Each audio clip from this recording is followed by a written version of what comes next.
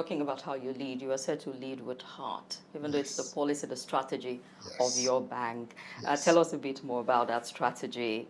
Why that particular bet? Because it feels like a lot of businesses would Yeah. rather look for short-term Yes. results. Yes. So there must be a Absolutely. lot of pressure to looking at something that has to do with the There, long term. there is a lot of pressure, but I'll start with why we did it.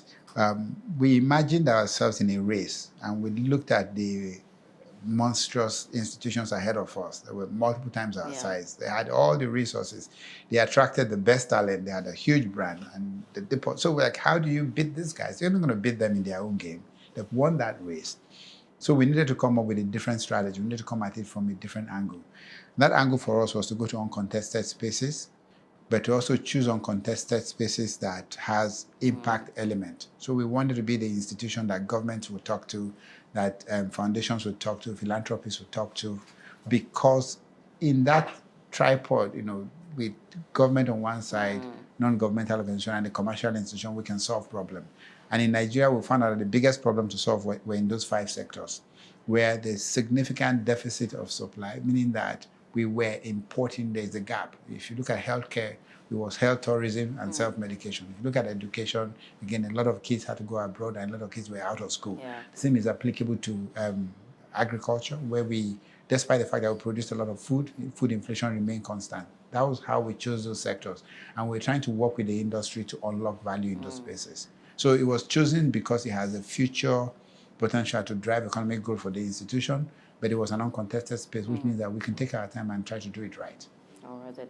For those who are in doubt as to what HEART represents, we're looking at health, education, agriculture, Correct. renewable energy, and transport. transportation. Absolutely. Which aspect of this was the most tricky in meeting the promise? Because, I mean, that's a good you one. set up for it and you start to wonder, all right, that's a good one. The one that was easiest, or the one we made the most progress, was agriculture. We became a dominant financier of agriculture. We have more than 15% of our loan book in agriculture at some point when people were struggling to get to 5. So I would say that was one of the best.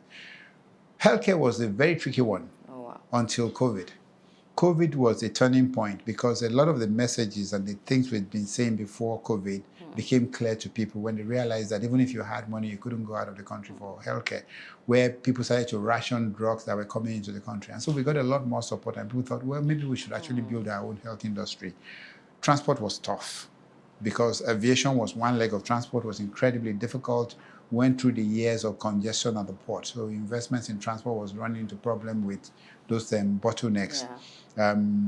But we've expanded transport now because we've become involved in tourism, because transport goes hand in hand with tourism.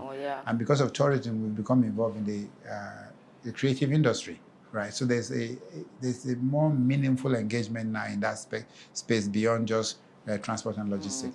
Well, it seemed like you went to the end of the spectrum with the transport, because we're still dealing with the everyday transportation challenge in the country. We are. And most of them are infrastructure problems. So once you realize that you cannot solve the infrastructure problem, you can only support the financing. For instance, we're part of the banks that finance the Blue Line in Lagos, the light rail. Beautiful thing they've done. I actually see it from my office whenever it passes by. I think the last announcement that carried 8 million passengers. Oh, wow. It's an incredible... That's impressive. No, the commitment of the state to go through with that project, I find it quite exciting. Yeah, so there are some infrastructure that would help to alleviate that problem. But we also saw for transport with our investment in EVs. So we are the primary importer and funder of electric vehicle in this country right now. We have supported people that are building charging stations across the country, so you can actually, obviously top up your energy. We solarized our building. The 17-story Sterling Bank head office is the only one of its kind on the continent, because we took an old building and we wrapped it up in BIPV solar cells. And so the building itself generates its own energy, and we've added a small solar farm in the car park, right? So again, you lead by example. It's very easy to show people. It's much harder to explain to them what we do. We are turning our car fleet from internal combustion engine to electric vehicles to optimize. And we found out that we actually save money doing that, apart from the impact on the environment. So yeah, it was difficult, but it's also quite rewarding when you start to see the progress.